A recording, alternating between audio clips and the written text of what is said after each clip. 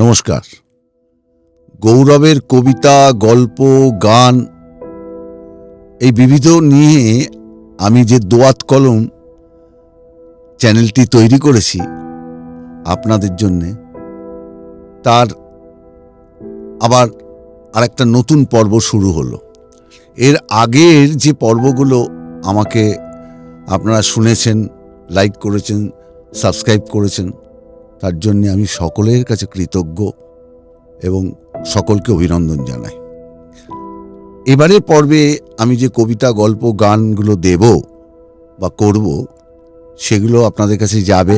আপনারা আবার শুনবেন, দয়া করে আমাকে ভালোবাসবেন, আশীর্বাদ করবেন, সাবস্ক্রাইব করবেন, লাইক করবেন, কমেন্টস করবেন এবং একটু শেয়ার করে দেবেন। কবিতার নাম কলম। এই কলম শব্দটি আমি ইউজ করেছি এই জন্যে, আপনারা যারাই শুনবেন আপনাদের হাতের পেনটা বা কলম, বাংলায় আমরা যেটা বলি, সেটাকে স্মরণ করে আমার এই লেখাটি যদি শোনেন তাহলে আপনাদের ভালো লাগবে। কলম এখন ক্লান্ত, শব্দের পর শব্দ, ভাষার পর কথা, আনন্দ, প্রেম, মূর্ছনা, ব্যথা, লিখতে লিখতে কলম এখন নিঃস্ব।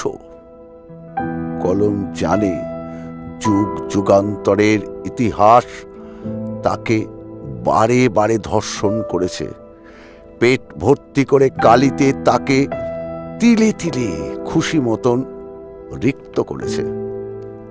প্রসব যন্ত্রণায় তার মুখ বন্ধ হলেও তাকে নাড়িয়ে তাড়িয়ে মুহুর মুহুর সন্তান দিতে হয়েছে। যারা কলম দিয়ে ভাষায় ভাষায় বিস্তর কিছু লিখে সমৃদ্ধ হয়েছে, তারা যশ, খ্যাতি, পুরস্কার, অর্থ পেয়ে প্রিয়াকে চুমু খেয়েছে, কলমকে আদর করেনি। বুকের পকেটে দীর্ঘদিন থেকে থেকে কলম শুনেছে হৃদয়ের স্পন্দনের কথা। 3 আঙুলের ফাঁকে গলা টিপে ধরে কলম সহ্য করেছে অনেক ব্যথা। বারে বারে গোটা দেহটাকে পেঁচিয়ে পেঁচিয়ে অর্ধনগ্ন করেছে, সহ্য করেছে সমস্ত অসভ্যতা, বাধ্য করেছে কলমকে, তাকে দিয়ে লিখেছে মানব সভ্যতার কথা।